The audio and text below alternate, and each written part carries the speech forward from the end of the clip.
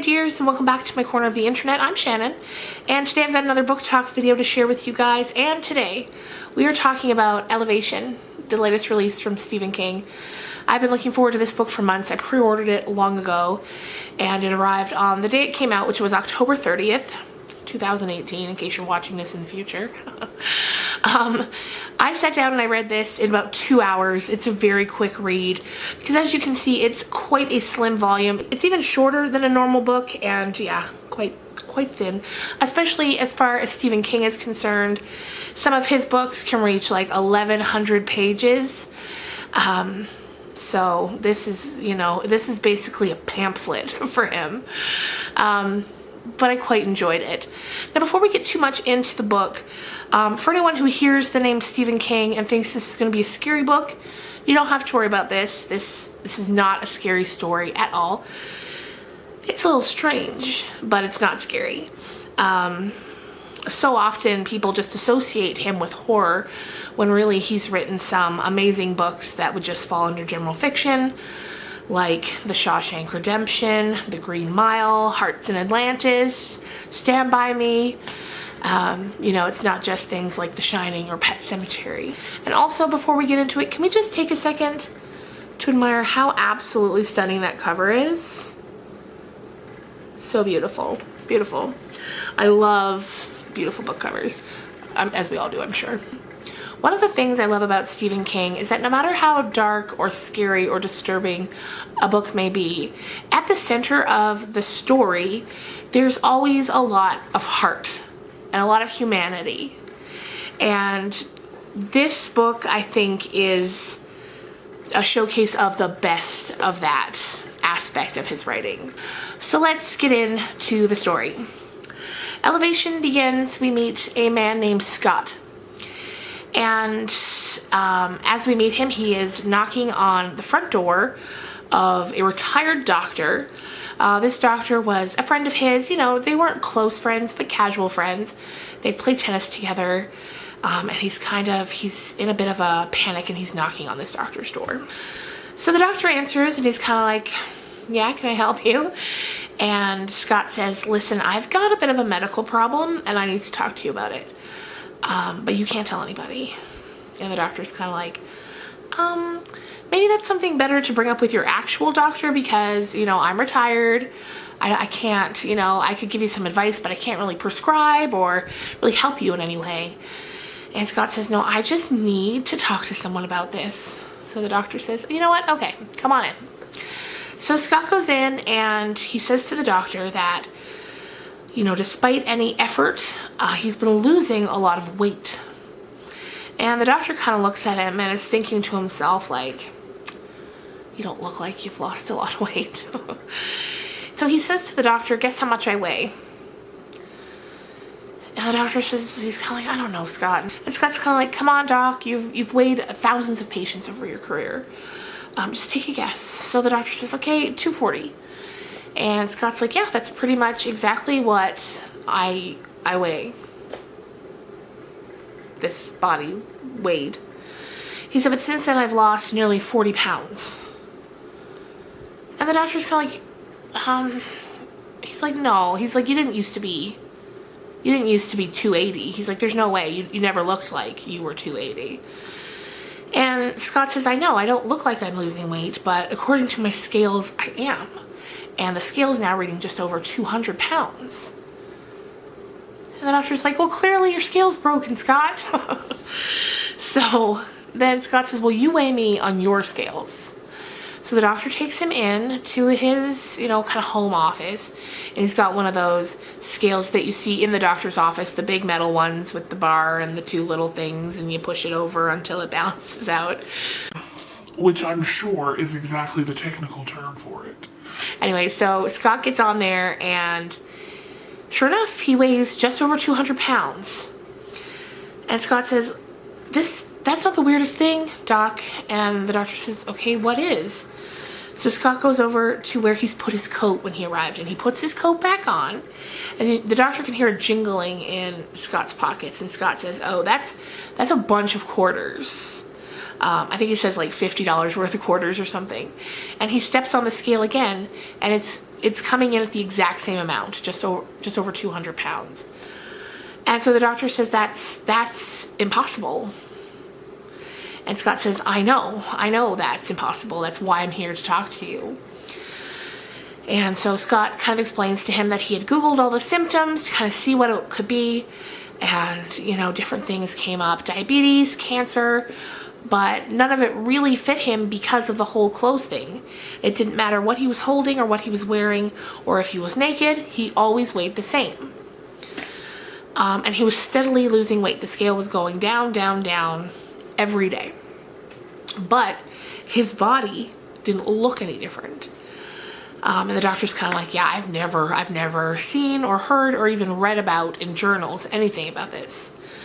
So the doctor advises Scott to go to a hospital and maybe get some work done.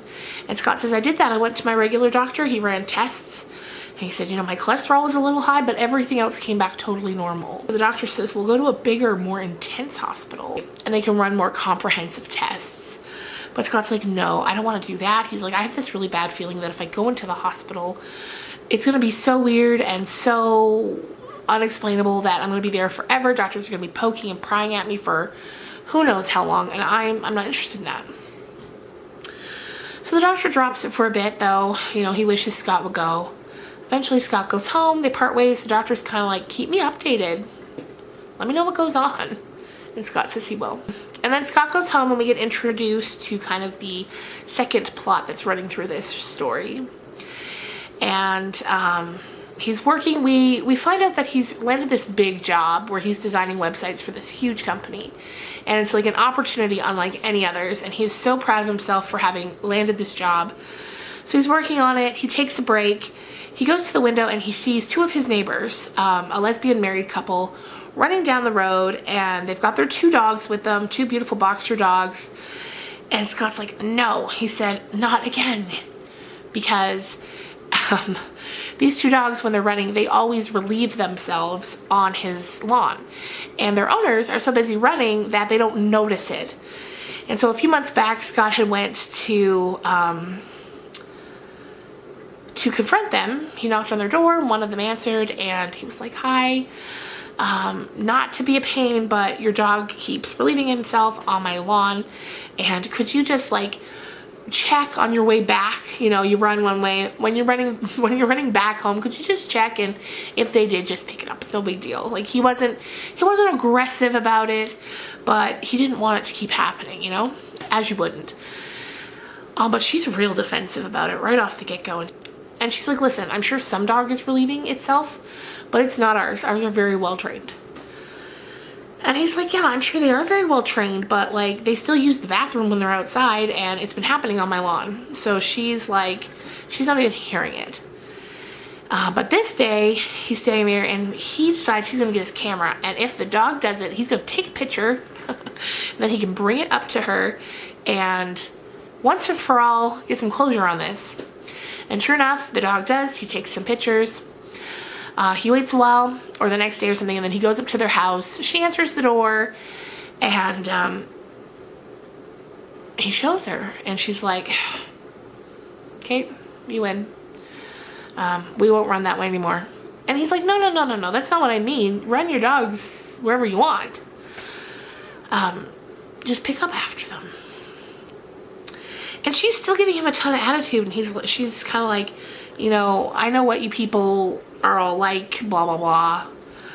And he's like, what is she talking about? And then she kind of just closes the door in his face. So a bit of time passes. Scott's still steadily losing weight, a pound a day.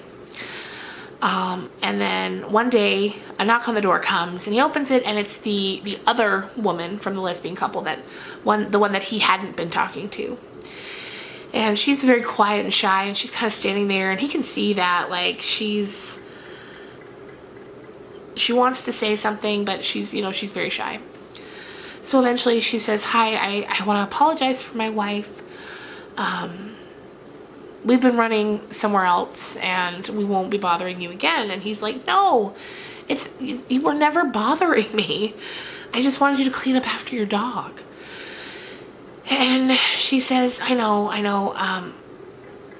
but like I said, I wanted to apologize and I wanted to explain. And so she says that the two of them moved into town about 8 months ago and they opened a restaurant. She said, summer's great because there's a ton of tourists milling about, but through the winter, as is in small towns, especially touristy small towns, and this book takes place once again in the fictitious town of Castle Rock, which is a town Stephen King's made up where many, many of his books take place. And like she was saying, with any small town that's very touristy, the businesses depend on the locals to give each other patronage, to get each other through the winter. But they've been having a lot of trouble with not a lot of people coming to the restaurant. And she said, we believe that it's because this is a really small town and we're a lesbian married couple and they don't like that. And Scott's kind of like, what? No, this is 2018. You're fine. That's not the problem. And she's kind of like, you may believe that, but in a lot of places it is still a problem. And he's kind of like, well, it's certainly not a problem to me. That was never my thing. I just wanted you to clean up after your dogs. And that's it. That's all I want. I don't care who you're married to, anything like that. I just want you to clean up after your dogs. And so she says, okay, good. And he expresses, I want us to be good neighbors. I want us to be friends. I want us to, if you run out of milk, you feel comfortable coming to my house and asking for it and vice versa. And so eventually she goes on, but before she leaves, she tells him, one thing you could do to maybe try to break the ice with Deidre, that's the other wife. So she's Missy, the other wife is Deidre. She said, maybe come in to dinner at the restaurant. We have really high reviews. I'm sure you'd love it. And he says, I will. So she leaves. Scott calls the doctor and asks if the doctor wants to go on a date to the restaurant together, as friends. And he says, yeah, okay. He said, not tonight because my wife's home. But on Friday, she's got a church thing, so why don't we go then? So they make plans. And then as they're waiting for Friday to come around, Scott goes into one of the local diners for lunch. And there he overhears two of the men dining there talking poorly about the two women that own the restaurant. Not about the restaurant, but about the women. And that really sets Scott off, and he sits there and he kind of thinks, has this talk always been happening, but I've just been like too absorbed in my own whatever to even hear it? And so he gets up and he's getting ready to leave, and right before he walks out the door, he stops and he turns around and he says, listen, nope, this is not how it's going to be. You need to have some respect. You need to, if you have a problem with the food, cool, criticize it all you want. But don't talk about these women. And that causes some animosity between him and these men at the table who, they're locals, they know each other, they've known each other for years. But Scott speaking out like that really put some tension in the air. And when he leaves, the guy follows him out and rips a flyer off of the wall, crumples it up and throws him at him and says, here, it's your girlfriend, blah, blah, blah. So Scott picks it up and it's a flyer for a turkey trot that's coming up. And that's a 10K run that's coming up the day after Thanksgiving. And so there's a picture of Deidre on there, and she came from Boston and she ran a lot of marathons there. So she's kind of, the spokeswoman for this run for this year. She's on the front and she's looking very happy, and there's info about the run. And then, so he just kind of takes it, and as he's walking through town, he notices that very few of the businesses have the flyer with her picture on it hanging in their window. Even though if this were any other year or any other poster, it'd be hanging up in everybody's window. So he walks into the bookstore. That's another store that has the flyer up, and the guy's kind of like, yeah, no, a lot of people aren't hanging it up because they don't like her. And Scott's kind of like, it doesn't make any sense. So from there, he goes and has dinner at the restaurant. And when he shows up there, Deidre, even then, she's very cold to him. She's kind of the hostess at the front, and then Missy, the quieter, nicer of the two, she's the chef in the back. And they eat, and the food is delicious, and Scott talks to the doctor and tells him, the weight loss is still just steadily coming off me. He's like, now we're kind of up to 2 pounds a day. The doctor's like, what? He's like, are you sure you won't go into the hospital? And Scott's like, I don't want to. I can't. There's just something inside of him that's telling him not to do that. And the main reason, I think, is because the more weight he loses, and he's like rapidly losing this weight, even though he still looks exactly the same as he did at the beginning when he was 240 pounds. He believes that it's just going to keep going until it's at 0, and when it's at 0, he's going to be weightless. And he's not going to be able to stay down on the earth. And already, so say now he's at 160. He's got so much energy. He can run. He can, jump. He can do all the things that he kind of felt too tired to do when he was at 240. He can do all these things without getting out of breath at all, because the doctor says at one point, he's like, you were never that out of shape. It would take you till about the third round of tennis before you'd get out of breath. But now he can run, and he feels so good, and he doesn't feel tired at all. But we know that Scott believes his days are numbered, and he doesn't want to spend them in the hospital. He wants to run and have fun and finish this job he's working on.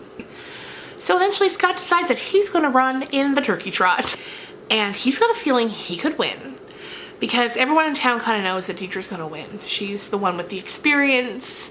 She's just going to win. And he goes up to Deidre and he says, listen, I got a wager. And she says, what is it? And he says, if you win, you can run your dogs in front of my house. Don't pick up their stuff. I don't care. Okay? I'll leave you alone. I'll never talk to you again. And he says, but if I win, you and your wife have to come to my house for dinner. And you have to get to know me. He said, we might not be best friends when it's over. He said, but I want us to be okay and be friends. And she's like, excuse me, am I hearing you correctly? If you win? And she kind of looks him up and down, and she's like, if you win, what are you talking about? And he said, listen, you're too afraid to take the wager. I get it. There's that part of you that's worried you might lose. That's fine. And she's like, okay, fine, I'll take the wager. As he knew she would with that last bit. So they shake on it, and then the day of the race comes. Now what I'm going to do, if you don't want the spoilers for the ending, now's the time to click away. But let me just tell you, it's a fantastic story. And the amazing thing about Stephen King is in 140 pages, he manages to develop characters so thoroughly. There's Scott, there's the doctor, there's Deidre, there's Missy. 4 characters in 140 pages are developed so well, and we care about them so much. And some people can't do that in 500 pages the way he does it in 140. So if you want, like I said, it's a quick read. It took me about 2 hours to get through it. I just sat down one evening and just powered right through. If you want a quick read, that's kind of a feel-good story that's kind of topical for our times right now, and I think Stephen King knew that. I have a feeling that this was, intended to be a long, short story, kind of like the ones that are in the Four Seasons book, like Stand By Me and The Shawshank Redemption, they're still, short stories or novellas, but they're longer. I think this was intended to be something like that, and then when he was done, he was kind of like, this is good. I want it to be a standalone book, and I'm so glad he did. I also thought it was an interesting choice that this was his October book, because he puts out 2 books a year, one usually in May, and then one in October, and I found this to be an interesting choice for the October 30th book. But anyway, it was great. It's an uplifting story. It might bring a tear to your eye, and click away now if you don't want to know what happens. Now that they're gone. So the turkey trot comes. Scott's ready. He's feeling good. He gets to the race, grabs a couple of cups of coffee walks up to Deidre, asks if she wants one. She's like, nope, I don't want a cup of coffee before I run. He's like, yeah, I didn't think you would, but I just wanted to come over, wish you luck, see how it goes. So they all get in place. She's kind of up towards the front. He's way in the back. And the race begins. And Scott's like, okay. He's trying to keep a steady pace. He starts passing people. At one point, a couple of teenagers pass him, but then a kilometer down the road, he overtakes them. Then he's just slowly overtaking everyone in the race. And there's like, I think it said like 300 people in the race, or 800 people, a lot of people. So he's passing everybody. Finally, he's getting close to the front. There's like 2 kilometers left. He can see 3 people ahead of him. 2 random people and Deidre. And he's got his eye on Deidre. The 2 other people, eventually, I think one falls down. The other one just kind of gives up. And he's on Deidre's tail. And she's running, and she can feel that someone's catching up to her. And she looks over her shoulder, which was her big mistake, and she sees that it was Scott. So she pushes forward to go faster. She looks over her shoulder again, trips up at her foot, and falls down. Scott, being Scott, he stops and he pulls her up to her feet. And the finish line's right there. So he pulls her up, and as he's pulling her up, like she weighs nothing. Because, remember, at the beginning when he's weighing himself for the doctor, no matter what he would put on his body, it weighed nothing. He weighed the same. So it's kind of the same thing with her. As soon as they touch, he pulls her up like she weighs nothing. And she just comes right up, and she can feel that something weird, like that was weird, and she knows it. So he yells, go, finish. And he kind of pushes her on, and she goes and she finishes. And then Missy runs out, and the 3 of them are all like crying and laughing and being so happy.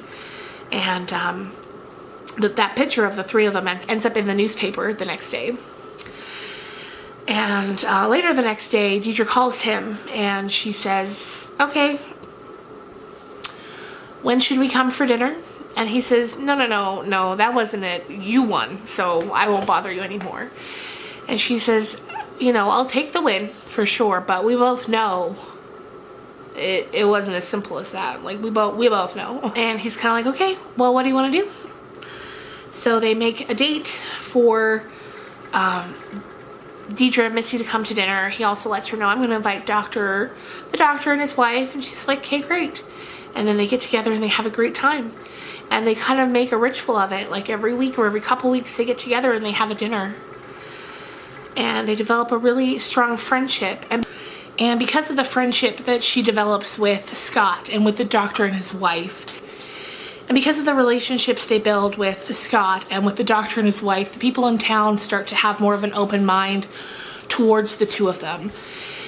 And they become more accepting. And that just becomes a really powerful thing in their lives, this acceptance through friendship. And it just goes to show that, if you reach out to someone who is different or marginalized or a minority and they're struggling, you can change. By you reaching out, you can change the way other people think and feel. And that's such a powerful message. It's such a powerful thing to realize. And so as the days go by, Missy and Deidre begin to have a more fulfilled life in town. The restaurant's doing well. And Scott's just at home, still losing that weight. At this point, he's losing 3 to 4 pounds a day. And he knows he only has weeks, if that. So throughout all this, he's had a cat named Bill. Bill D. Cat is his name. And he makes arrangements for Bill. He gives Bill to the local bookstore, the book owner, and he says, every bookstore needs a cat.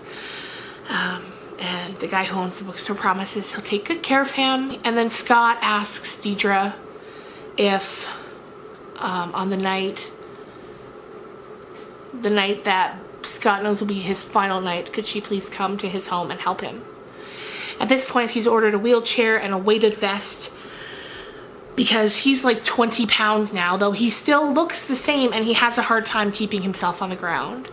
So of course this is where, you know, it's a little strange, a little kooky, but she of course agrees, and she comes over and he's strapped in, and he's like, okay, pull me outside, and she does. And when they get out there, they can see that Missy and the doctor and his wife are there. They're across the street, even though Scott had said he didn't want them to come because they didn't want to see him like this. They're there and they're kind of waving and telling him they love him. And then Deidre unstraps him from the chair and he begins to float. He floats up, up, up, and away. And that's where it ends. And it was a beautiful ending. And then once he's up there pretty high, he had brought with him in like a pocket or something, little fireworks, and he lights them off. So, and then it says like the final line. Oh, I'll read it to you. I'll read the final paragraph to you. They watched until the last golden sparks went out, and the night was dark again. Somewhere high above them, Scott Carey continued to gain elevation, rising above the Earth's mortal grip with his face turned towards the stars. That's it. Beautiful story. A well-developed story with characters that I really, really cared about, despite the book being so short. Anyway, you guys, I hope you enjoyed this book talk. Are you planning to read this book? Do you love Stephen King? I don't think I would rate this as one of my top 5 favorites of his or anything like that, but I loved it. I loved it a lot, and I'm constantly amazed with how this man can output so much content and always have a compelling story to tell. Such an amazing storyteller. So thanks again, you guys, and I will see you on Monday. Bye.